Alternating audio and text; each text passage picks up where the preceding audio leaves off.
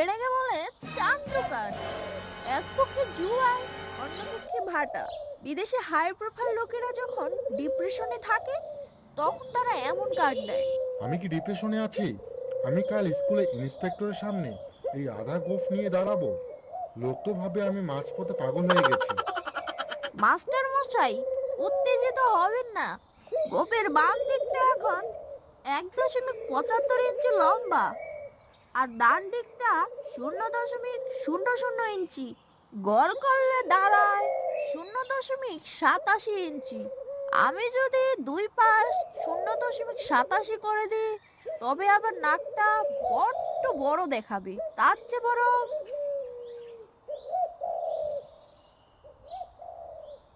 তুমি শেষ পর্যন্ত আমার গোফ সাফ করে দিলে। আমি আজকেই তোর দোকান বন্ধ করার ব্যবস্থা করতেছি।